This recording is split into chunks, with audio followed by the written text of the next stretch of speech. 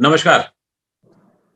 इधर देश की सबसे बड़ी कही जाने वाली एक ज़माने में और अब सबसे पुरानी पार्टी कांग्रेस को लेकर के कई चर्चाएँ होती रही हैं, कई बातचीत होती रही हैं और अभी हाल की बातचीत जो है हमारी ये बातचीत जो है, वो कांग्रेस में राज्यसभा के टिकट वितरण को लेकर के है और उसके बाद उपजे हालात को लेकर के है। टिकट वितरण को लेकर के बातचीत बहुत सारी नहीं होनी चाहिए क्योंकि ये माना जाना चाहिए कि वो हाईकमान का प्रोगेशन होता है, वो अपना विवेक होता है और उसी आधार पर करते हैं। लेकिन कांग्रेस में ही जिस तरीके से बातचीत उठी है, उसको लेकर बात बनती है और ये समझना ज़रूरी है कि आखिर वजह क्या है इस तरीके की बातचीत उभर कर के सामने आने का। कांग्रेस में जो इस बार 8 राज्यसभा के चुनाव 8 सीटों को लेकर के जो राज्यसभा के चुनाव हो रहे हैं, उस पर लेकर के कुछ सवालिया निशान उठे और फिर लोगों ने कहा कि साहब ये तो एक तरीके से एक और G23 यानी कि संतुष्टों का एक ग्रुप बनाने की बात हो रही है या सिर्फ समर्थकों को और अपने लॉयल लोगों को टिकट देने की बात हुई है, क्या काम हुआ है। इस पे कई बड़े प्रवक्ताओं ने अपना बयान किया और कहा, ट्वीट किया कि मेरी लगता है सेवा में कुछ कमी रह गई है, जो कि आम तौर पे नहीं होता रहा है। कम से कम कांग्रेस में नहीं हुआ इसके पहले और भारतीय जनता पार्टी में तो नहीं होता रहा है। इन सब मुद्दों को लेकर के बातचीत करेंगे। हमारे साथ बातचीत करने के लिए बहुत तेज तर्रार प्रवक्ता कांग्रेस के गौरव वल्लभ साहब हैं। गौरव वल्लभ साहब की सबसे बड़ी अच्छाई ये है कि बहुत दो-टूक बात करते हैं, आंकड़ों पे बात करते हैं और इन्होंने एक बार एक बड़े प्रवक्ता को चौंका दिया था कि बहुत आप ट्रिलियन मिलियन की बात करते हैं, तो ज़रा ट्रिलियन में बता तो दीजिए कितने ज़ीरो होते हैं। खैर, ये मज़ाक की बात थी, लेकिन गौरव साहब जो हैं वो हार्वर्ड के पढ़े हुए हैं। फिलहाल एक्सएलआरआई में हुई हाल तक कुछ दिनों तक राजनीति से पहले पढ़ाते रहे हैं वहाँ पर, इकोनॉमिक्स के बड़े जानकार हैं और दूसरे सज्जन हमारे साथ हैं अश्विनी भटनागर जो टाइम्स ऑफ इंडिया समेत कई बड़े अखबारों में काम कर चुके हैं और 8 से ज़्यादा किताबें लिख चुके हैं। आजकल फ़िल्म के लेखन और पुस्तकों के काम में बहुत मशरूफ़ हैं। आप दोनों ही विशेषज्ञों का स्वागत है। गौरव साहब सबसे पहले आपसे ही, मुझे ही नहीं याद पड़ता कि कांग्रेस में टिकट को लेकर के सार्वजनिक रूप से इस तरीके से छींटाकशी हुई हो और राज्यसभा को के चुनाव में खास तौर से लोकसभा में तो ये सब बातें होती रहती हैं। राज्यसभा में कभी ये नहीं होता और इस बार कहीं न कहीं ऐसा लग रहा है कि कांग्रेस की अध्यक्षा अपने विशुद्ध रूप से अपने जो आरोप भी लगे हैं वो ये कि लॉयल लोगों को ज़्यादा आगे बढ़ाने में अब रुचिकर हैं और ये भी आरोप लगा कि इसमें नए लोगों को बहुत टिकट नहीं मिले हैं। निश्चित रूप से आप पार्टी के प्रवक्ता हैं और बड़े तरीके से समझाना चाहेंगे। तो आपका क्या मानना है ऐसे टिकट वितरण को लेकर के और उस पर जो प्रतिक्रियाएँ हो रही हैं उनको लेकर के क्या कहना? देखिए, कोई भी पॉलिटिकल पार्टी हो, कोई भी, ये कांग्रेस, बीजेपी नहीं, कोई भी दुनिया की कोई भी पॉलिटिकल पार्टी हो, उसमें हर कार्यकर्ता की अभिलाषा होती है और होनी चाहिए। अगर नहीं है तो मैं कहता हूँ कार्यकर्ता की अभिलाषा होनी चाहिए कि उसको sarpanch, ward member, councillor, MLA, MP, मंत्री, मुख्यमंत्री, प्रधानमंत्री, कैबिनेट मंत्री, राष्ट्रपति, उपराष्ट्रपति के दायित्व उसको सौंपा जाए। ये एक व्यक्ति की अभिलाषा है। तो अगर किसी व्यक्ति की अभिलाषा है कि वो इस दौड़ में वो शामिल है, उसको नहीं मिला, थोड़ा बहुत डिसअपॉइंट हो गया। ये भी एक ह्यूमन बीइंग है। हम आकू जी, आप, मैं, भटनागर जी, हम साधारण लोग हैं। हम महामानव नहीं है। महामानव तो एक ही है वर्तमान राजनीति में, एक जिसको सारा ज्ञान है, जिसको विज्ञान से लेके तकनीकी तक और दूध पालन से लेकर स्पेस टेक्नोलॉजी तक सबका ज्ञान है। बाकी हम लोग तो साधारण लोग हैं। हमको यहाँ पे लगती है तो खून भी आता है, दर्द भी होता है। तो इसमें जब भी कोई पॉलिटिकल पार्टी कोई टिकट देती है तो वो अपना बेस्ट फिटमेंट देखती है। हर पॉलिटिकल पार्टी ये देखती है कि इन व्यक्ति को आगे लाने से हमारा क्या संदेश जाएगा, हमारी पार्टी की भी और भारतीय जनता पार्टी की भी और अन्य पॉलिटिकल पार्टीज का भी एक प्रोसेस होता है टिकट सिलेक्शन करने का। हमारा भी प्रोसेस है, उसमें सारे लोगों की राय मशवरा किया जाता है, उन लोगों के बारे में लोगों से फीडबैक ली जाती है और उसके बाद एक निर्णय तक पहुंचा जाता है। तो इसमें ये कहना कि एक कांग्रेस में ये हो गया, देखिए बीजेपी में बाहर इसलिए नहीं आता क्योंकि महामानव को पता चल जाए तो वो बीजेपी से ही निकाल दे, तो वो वहां पे भय का वातावरण है महामानव से। हम सब लोग मानव लोग हैं, we are living human beings, we are not महामानव। तो इसलिए हमारे यहाँ पर वो बाहर ज्यादा आ जाता है, कई बार मीडिया भी उसको ज्यादा मल्टीप्लाई करके बताता है। देखिए प्रॉब्लम क्या है, प्रॉब्लम ये है कि हमें और हमारे सामने चुनौती क्या है, हमारे सामने चुनौती ये है कि राज्यसभा में आज हमने 10 लोगों को टिकट दिया, एक 11वें कर्नाटक से और एक कैंडिडेट को उतारा, तो 11 लोगों को टिकट दिया।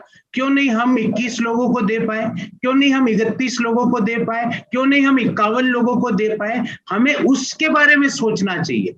इसलिए नहीं दे पाए क्योंकि हमारे एमएलएस कम थे, हमें उन एमएलएस को बढ़ाने के बारे में सोचना चाहिए। बाकी देखिए कोई व्यक्ति प्रयास करता है, और आकू जी कोई भी व्यक्ति प्रयास करता है, अगर मैं इस पेन को खरीदने का प्रयास कर रहा हूं और मैं नहीं खरीद पाता, मुझे डिसअपॉइंटमेंट होता है क्योंकि मैं लिविंग साधारण ह्यूमन बीइंग हूं, महामानव नहीं। अश्विनी जी, गौरव साहब ने बड़े व्यंग्यात्मक तरीके से और कुछ चीजों को बहुत साफ तरीके से जोड़ते हुए बताया, लेकिन उसी पर ये आरोप लगता रहा है कि राजमाता ने जो तय कर लिया वही है। लेकिन क्या आपको लगता है कि ये सब टिकट वितरण, क्योंकि आप कांग्रेस को 40 साल से ज्यादा देख रहे हैं, उत्तर प्रदेश से लेकर के आगे तक, तो क्या आपको भी इतना आसान लगता है इस बार टिकट वितरण, जिस तरीके से सब पुराने खिलाड़ियों को, या जो बिल्कुल जिनकी दबी कुचली पूरी इच्छा थी कि उन्हीं को लगाया जाए, सिर्फ एक आदमी इमरान प्रतापगढ़ी को छोड़ करके सब पुराने खिलाड़ी हैं? क्या कांग्रेस नए खून को, हम तो सोच रहे थे कि गौरव वल्लभ आप सामने आएंगे, बाकी और लोग आएंगे, उनको मिलना चाहिए। खैर हमारी सोच से क्या होता है वो कांग्रेस का निर्णय है, उनका निर्णय है, और उसके बाद थोड़ा बहुत जो ट्विटरबाजी हुई है कांग्रेस के नेताओं के बीच में, वो एक अलग मामला है। आपका क्या विचार है? देखिए आकू जी, कांग्रेस में जो ये मुद्दा है टिकट वितरण का, वो एक माइनर मुद्दा है, क्योंकि जो व्यापक मुद्दा है उसके तहत है। और व्यापक मुद्दा कांग्रेस के सामने ये है कि वो कैसे अपनी एक पॉलिटिकल नैरेटिव को बनाए, अपनी कैसे एक पॉलिटिकल प्रेजेंस को एस्टैब्लिश करे। अभी हाल में चिंतन शिविर भी हुआ, उससे पहले भी कई शिविर होते रहे हैं, कई CWC मीटिंग होती रही है, जिसमें कि बार बार इस बात की जाती है कि हमें कुछ करना है, हमें कुछ करना है। लेकिन हर बार, मैं तो पिछले 10 साल से यही देख रहा हूँ कि हर बार कुछ करने की चाह जो है वो एक कुछ करने की का खाका और उस पर कार्रवाई में कभी भी चेंज ओवर नहीं हो पाता। बातें बहुत होती है, काम कुछ नहीं होता। कांग्रेस का कल्चर बहुत सालों से, इंदिरा गांधी के टाइम से भी और उससे पहले भी, जवाहरलाल नेहरू, बहुत ही फेमस किस्सा है जवाहरलाल नेहरू का कि उन्होंने अपने आनंद भवन के माली को राज्यसभा का टिकट दिया। उसके बाद से, हालांकि नेहरू का अपना विजन था, उन्होंने जिस तरह से काम किया और जो उनका योगदान है भारत को बनाने में, वो शायद अनपैरेलल्ड है।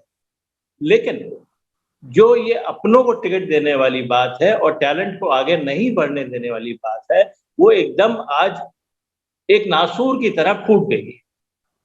ये नासूर बहुत सालों से पनप रहा था, और मैं ये मानता हूं कि कांग्रेस लीडरशिप की अक्षमता है, जो पिछले 10 साल से 12 साल से अपने को किसी भी तरह से असर्ट नहीं कर पाई। उसकी सोच, राजनीतिक सोच क्या है, और उस राजनीतिक सोच पे वो किस तरह से एक अभियान चला के अपने सामने जो दल है, जैसे भाजपा है एक नेशनल लेवल पे, और इवन रीजनल लेवल पे जो दल है, फॉर एग्जांपल BSP है या समाजवादी पार्टी है, आप 2000 से देखिए, 2000 से लेकर 2022 तक देखिए, कांग्रेस एकदम ही इनकॉम्पिटेंट और पैरालाइज्ड पार्टी रही है। यूपी में तो उसको 30-35 साल हो गए पावर से बाहर हुए, क्या कर पाया इसका? कुछ नहीं। तो जो व्यापक मुद्दा है वो ये है कि कांग्रेस को अपने को किस तरह से री इन्वेंट करना है। और अब आज की तारीख में मेरे को ऐसा लगने लगा है, आप तो जानते हैं कि कांग्रेस की मेरी काफी स्टडी रही है, मेरा काफी संपर्क रहा है इस पार्टी के साथ, रिपोर्ट करता रहा हूँ, प्राइम मिनिस्टर ऑफिस तक मैंने रिपोर्ट किया है नरसिम्हा राव के रजीम में।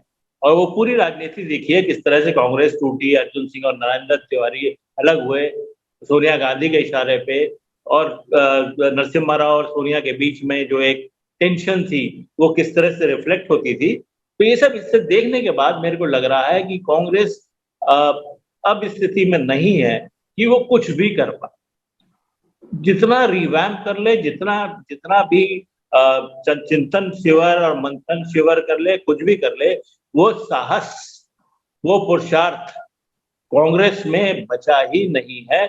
इसको मतलब आप कहेंगे कि ये भाजपा का वर्णन है, लेकिन मैं एक कांग्रेस वॉचर, एक एक्टिव कांग्रेस वॉचर होने के रूप में कह रहा हूं कि I have just given up on Congress. It is really pathetic.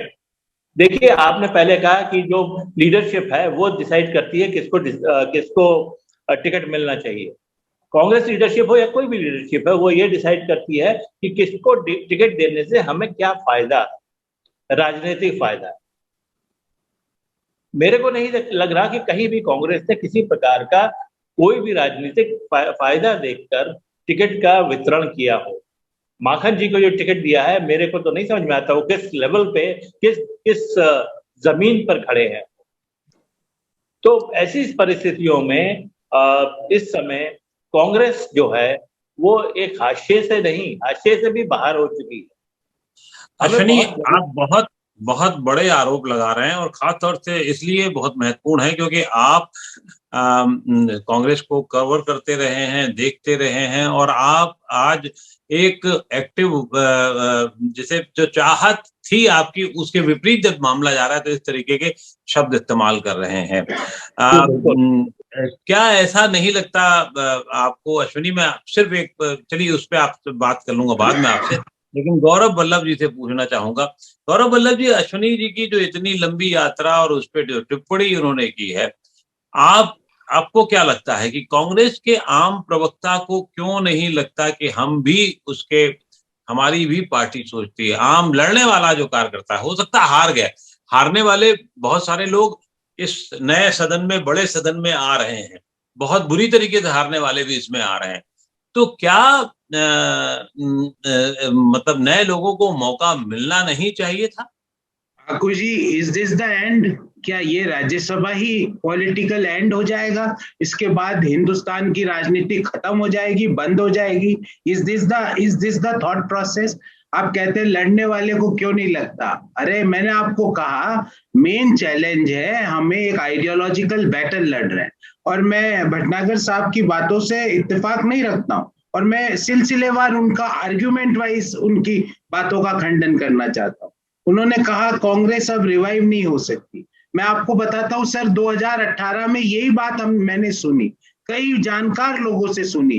फिर 3 राज्यों के चुनाव हुए, तीनों में जिसमें 1-1 हमारी बीजेपी से कंटेस्ट हुआ, मध्य प्रदेश, छत्तीसगढ़, राजस्थान, हमने तीनों जगह सरकार बनाई, लोगों ने ओपिनियन चेंज कर दी। मैं भटनागर साहब से पूछना चाहता हूं, आज भी टिल दिस टुडे, आज भी देश का कौन सी वो पॉलिटिकल पार्टी और कौन सी वो पॉलिटिकल नेता है जो मोदी से सवाल पूछने की हिम्मत रख सकता है?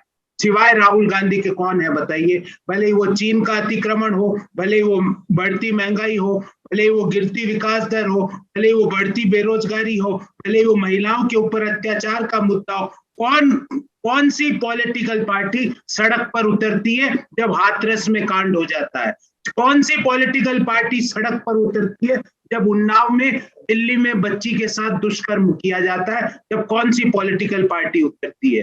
कौन सी पॉलिटिकल पार्टी ने मोदी से सवाल पूछा कि चीन हमारे देश में आके गांव कैसे बसा रहा है अरुणाचल की हमारी भूमि पे?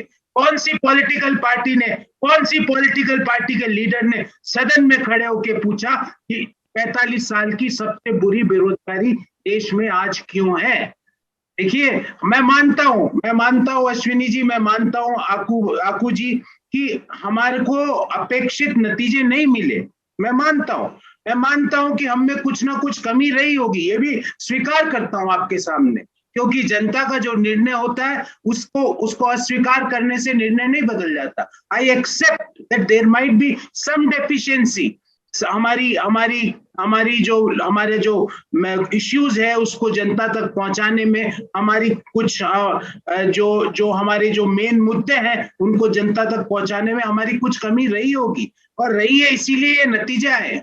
तो ये कहना कि भले चिंतन कर ले, मंथन कर ले, कुछ नहीं होना, मैं इसे स्वीकार नहीं करता हूं। और आकू जी, जो आपने बात कही कि गौरव वल्लभ जैसे लोगों को क्यों नहीं, आकू जी मैं तो ये समझता हूं कि ये Rajya Sabha is not the end of political journey of A political worker. ये राज्यसभा भी हर साल आती है, हर 2 साल में तो बड़े लेवल पे आती है, हर 6 महीने में आती है, उसके बाद 2 साल 1.5 साल बाद लोकसभा का चुनाव है, उसके पहले कर्नाटक का चुनाव है, राजस्थान, मध्य प्रदेश, छत्तीसगढ़, हरियाणा, इन सारे बड़े राज्यों के चुनाव है। तो हमें, मैंने जैसा शुरू में कहा, हमें फोकस ये करना चाहिए कि राज्यसभा में हम 11 कैंडिडेट ही क्यों उतार पाए, 21 क्यों नहीं, 31 क्यों नहीं, 51 क्यों नहीं, और उसका नतीजा है कि हमारे पास नंबर ऑफ एमएलए कम थे। हमें उन एमएलए को बढ़ाने की सोचना चाहिए। मेरी तो सोच वही है कि हमें एमएलए कैसे बढ़ाएं ताकि जो व्यक्ति भी पॉलिटिकल काम कर रहा है उसको उसका जो उसका रिटर्न है, जो उसको अपनी बात करने के लिए बड़ा प्लेटफॉर्म है, वो उसको मिल पाए। मेरा तो ये मानना है। अश्विनी, क्या आपको ये लगता है कि जो टिकट बांटे गए हैं उसमें इस बार बहुत जिद करके ये तय किया गया कि नहीं, हमें अपने लॉयल लोगों को ही आगे बढ़ाना है? क्या लॉयल्टी एक बड़ा मुद्दा है, और खासतौर से G23 के डिबेकल के बाद और उसका उठाव फिर खत्म होने के बाद ये खासतौर से सोनिया गांधी ने ये इस तरीके से काम किया कि अब पार्टी सचमुच इन दोनों लोगों के, जो राहुल और प्रियंका के चाहत पे और उनको आगे बढ़ाने वाले लोगों के ही साथ आगे की जाए। आप क्या सहमत हैं इस बात से? आगू जी देखिए, लॉयल्टी एक मुद्दा नहीं है। मुद्दा इस समय बड़ा ये है कि कांग्रेस लीडरशिप का टोटल डिस्कनेक्ट है अपने ग्रासरूट लेवल वर्कर से। उनको यही पहचान नहीं है कि उनका वर्कर कौन अच्छा काम कर रहा है, कौन एग्रेसिव है और किसमें आगे जाने का पोटेंशियल है। तो जब किसी से 1 to 1 है ही नहीं, जब आप किसी से मिलते नहीं है, कहीं जाके बैठते नहीं, यूपीसीसी के ऑफिस हो चाहे जो एआईसीसी का ऑफिस हो, कोई भी ऑफिस हो, कहाँ पे कितनी बार राहुल गांधी उपलब्ध होते हैं, प्रियंका गांधी उपलब्ध होती हैं, सोनिया गांधी उपलब्ध होती है उन लोगों के लिए जो कि तहसील से उठ के कांग्रेस के जो वर्कर हैं, जो झंडा बरदार हैं, वो वहां दिल्ली पहुंच के उनसे मिलना चाहते हैं, अपनी बात कहना चाहते हैं या अपना कैंडिडेचर उनके सामने प्रस्तुत करना चाहते हैं। There is a total disconnect between Congress leadership and the grassroot level. देखिए, गौरव जी ने बात सही कही कि कौन सी पार्टी है चीन पे सवाल पूछ रही है, कौन सी पार्टी जो हाथरस रेप विक्टिम्स पे एजिटेशन कर रही है। मैं उनकी बात को स्वीकार करता हूं कि कांग्रेस नहीं किया, लेकिन साथ साथ मैं उनको ये भी बताना चाहता हूं कि इन बुलबुलों से कोई धारा नहीं बनती। ये बुलबुले उठे और खत्म हो गए। जरा सी सूरज की रोशनी पड़ी कि कांग्रेस का बुलबुला कहीं गायब हो जाता है। इसका मतलब ये अश्विनी, आप कह रहे हैं कि ये एक जो कंटिन्यूटी होनी चाहिए लड़ाई में वो नहीं थी। एक अंतिम सवाल गौरव जी से, इस समय चुनाव बहुत रोचक हो गया है। एक बात और ऐड करना चाहूंगा बिफोर यू गो टू गौरव, एक बात और ऐड करूंगा कि कंटिन्यूटी के साथ साथ कमिटमेंट जरूरी है। कमिटमेंट अपनी पार्टी आइडियोलॉजी के लिए, अपनी पार्टी आइडियोलॉजी का जो रीइन्वेंशन है इन view of rapidly changing times, उसके संदर्भ में, और उसके साथ साथ जो जनसंपर्क है, जो आपको याद होगा कि जितने कांग्रेस के पॉलिटिकल लीडर्स थे, हम और आपने तो अपनी जवानी लखनऊ के कॉफी हाउस में बिताई है। वहां पे कौन सा कांग्रेसी ऐसा नेता नहीं था, इवन चीफ मिनिस्टर, जो कि आके नहीं बैठता था या हजरतगंज में टहलने नहीं जाता था। मुख्यमंत्री वीर बहादुर थे या या आपके नरेंद्र तिवारी थे, ये सब ये काम करते, भगोना जी थे, भगोना जी आते थे। लेकिन अब कौन करता है, कौन से कांग्रेसी? मैं कमिटमेंट की इसलिए बात कर रहा हूं कि गौरव जी जिस कांग्रेस की बात कर रहे हैं वो कमिटमेंट वाली कांग्रेस नहीं है, वो कैरियरिस्ट कांग्रेस है, कैरियर बनाना चाहती है। भाजपा में और कांग्रेस में, हालांकि मैं ये भी मानता हूं कि भाजपा में बड़ा ठोक पीट के और बड़े आर्टिफिशियल तरीके से ये कमिटमेंट की बात लाई गई है, लेकिन उसमें थोड़ी बहुत है। वो किसी एक नैरेटिव को, किसी एक आदर्श को और किसी एक सपने को लेके आगे बढ़ रहे हैं। वो सपना कितना सही है गलत है उस पर बहुत बड़ा डिबेट हो सकता है, लेकिन बिल्कुल। उनके पास एक नैरेटिव है और उनका जो कार्यकर्ता है उसमें विश्वास करता है, और वो उनसे इसलिए जुड़ा अच्छा हुआ है कि उसको एक लार्जर पिक्चर के साथ जोड़ना है। कांग्रेस के जी, पास ऐसा कुछ नहीं है। गौरव जी, अब सवाल ये है कि इस ये जो राज्यसभा चुनाव, ये ठीक कह रहे हैं आपके, Rajya Sabha is not the end, और इसके आगे बहुत सारी चीजें दुनिया है और कार्यकर्ताओं को भी निराश नहीं होना चाहिए। लेकिन राजनीति में अक्सर मुद्दों पर सवाल किए जाते हैं और वक्त पे सवाल किए जाते हैं, वक्त पे होता है नहीं होता है। इसी वक्त में एक और चैलेंज आया है, वो चैलेंज बड़ा अजीबोगरीब है। राजस्थान और हरियाणा में 2 टिकट ऐसे दिए गए हैं जिसकी वजह से फिर ऐसा लगता है कहीं हरियाणा में जो आज से 6 साल पहले हुआ था, वो उसकी पुनरावृत्ति तो नहीं होने जा रही है हरियाणा और राजस्थान दोनों ही जगहों पर। और खास तौर से उसमें ऐसे नेता फंसे हुए हैं कि जो क्या ये उस तरीके की जो जरूरत राज्यसभा के इलेक्शन में कम वोट होने पर होती है, क्योंकि राजस्थान में तो बड़ा रोचक मामला है। आपका जो डिसिडेंट है वो भी हैं, निर्दलियों को भी रखने की समस्या साथ में है, और क्या होगा ये कहा नहीं जा सकता। इसी तरीके से हरियाणा में भी स्थितियां हैं। आप इन दोनों स्थितियों से निपटने के लिए कांग्रेस क्या तैयारी कर रही है, और क्या हो सकता है आप बहुत सारी बातें कहेंगे नहीं साहब सामने नहीं किया जाता खुला था, तो फिर भी ये इसकी जीत सुनिश्चित करने के लिए क्या हो रहा है? देखिए, पहले राजस्थान पे चलते हैं। राजस्थान में क्या क्या नहीं किया बीजेपी ने पिछले 4 साल में, पर हर बार जीत हुई, सत्य की जीत हुई, संविधान की जीत हुई, जो हमारी लोकतंत्र है उसकी। जैसा मुख्यमंत्री जी ने पहले ही कहा, तीनों कैंडिडेट बड़े आराम से जीत के कांग्रेस और राजस्थान का प्रतिनिधित्व सदन में करेंगे, उसमें कोई शंका नहीं है।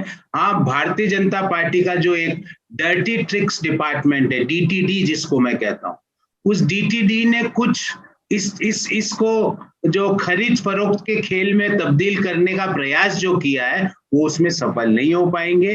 राजस्थान में निश्चित रूप से हमारे तीनों कैंडिडेट जीतेंगे। रही बात हरियाणा की, हरियाणा में तो कोई समस्या ही नहीं है। ये देखिए आकू जी, क्या है, मैं आपको एक बहुत, आप दोनों वरिष्ठ पत्रकार हैं, मेरे से बहुत ज्यादा आपने पत्रकारिता को सोचा है और किया भी है। ये क्या है कि ये सारी चीजें है ना, ग्राउंड पे कुछ नहीं है, पर कुछ चुनिंदा टीवी चैनल और कुछ चुनिंदा पत्रकार इसको हवा दे दे के, क्योंकि उनको नैरेटिव मिलता है कि आज ये छापो कि राजस्थान में कैंडिडेट फंस गया कांग्रेस का, हरियाणा में फंस गया, वो टीवी में चलाते हैं, इससे ताकि उनको जो मैंडेट दिया है वो उसको पूरा करते हैं। बाकी कैसे, आप बताइए, राज्यसभा में, लोकतंत्र में, संविधान में व्यवस्था की गई है कि भाई इतने वोट मिलेंगे तो आप राज्यसभा में पहुंचोगे, उससे ज्यादा विधायक है आपके पास, तो कैसे संभव है? आप भले करे जाओ, खरीद फरोख्त का एक आवरण बनाए जाओ, आप लोगों को फोन कर करके उनको डराए जाओ, धमकाए जाओ, पर ये हिंदुस्तान के लोग हैं साहब, अंग्रेजों से भी नहीं डरे तो भाजपा की सरकारों से क्या डरेंगे?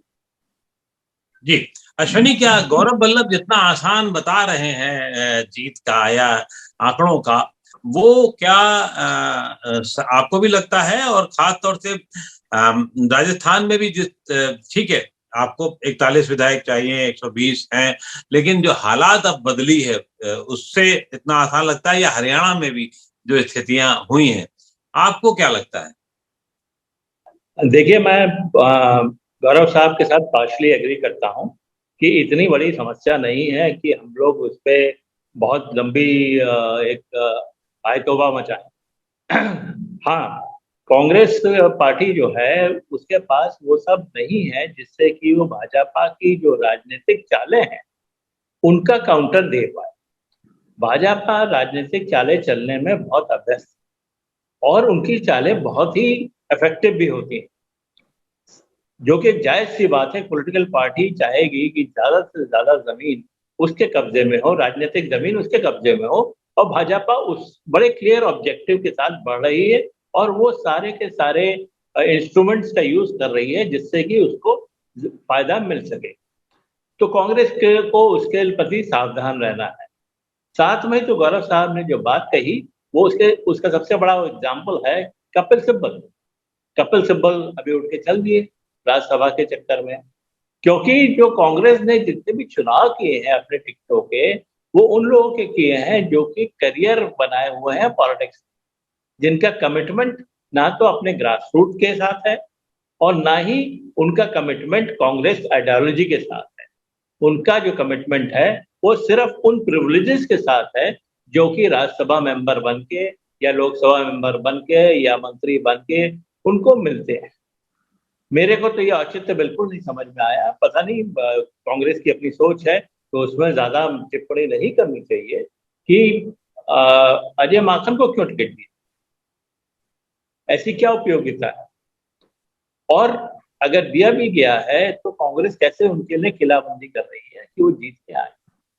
ये सारा का सारा जो जो जो मैं तो कहूंगा ड्रामा चल रहा है कि वहां भाजपा ने वहां चेकमेट कर दिया, वहां इंडिपेंडेंट्स को ये कर दिया, फला ने फला, अब कार्तिकेय शर्मा का ही केस ले लिया, तो मतलब कैसे वो जीत जाएगा। लेकिन एक कुआपो की स्थिति आ गई है, एक कंफ्यूजन फैल गया। भाजपा की स्ट्रैटेजी हमेशा से, चाहे वो सोशल नैरेटिव हो, चाहे वो पॉलिटिकल नैरेटिव हो, या वो इकोनॉमिक नैरेटिव हो, या डिप्लोमेटिक नैरेटिव हो, उनकी कोशिश हमेशा ये रही है कि कुछ ना कुछ तरीके का एक कंफ्यूजन फैला रहे। वो पूरे पूरे जो लैंडस्केप है उस पे एक धुंध सी फैला के रखना चाहते हैं जिससे कि उनके सामने वाले आदमी को हाथ से हाथ न सूझे। ये एक बहुत ही जी इफेक्टिव चाल है और बड़ा जी, अच्छा ये पॉलिटिकल दल। राजनीति जो है अब धुंध हो गई है। मुझे गौरव वल्लभ साहब को याद हो ना हो, लेकिन अश्वनी को जरूर याद होगा, एक धुंध नाम से एक फिल्म भी आई थी और वो डैनी डोंगजप्पा की फिल्म थी जिसमें या बहुत कायदे से इस धुंध का, राजनीतिक धुंध और फिर वो सामाजिक धुंध का जिक्र किया गया था। खैर, ये सिलसिला चलता रहेगा, लेकिन आज की चर्चा के बहाने कांग्रेस और कांग्रेस की स्थितियां और कांग्रेस को समझने वाले लोगों के लिए आगे बढ़ने की तैयारियां और क्या हो सकता है, इस पर बहुत मुझे लगता है कि एक सार्थक बातचीत का एक सिलसिला शुरू हुआ है जो आगे भी जारी रहना चाहिए। बहुत बहुत आभार अश्वनी जी और गौरव जी आपका कि थैंक यू। आपने, गौरव जी का खास तौर से इसलिए आभार क्योंकि उन्होंने ये जानते हुए कि इसमें इस द्वंद में फंसने में बहुत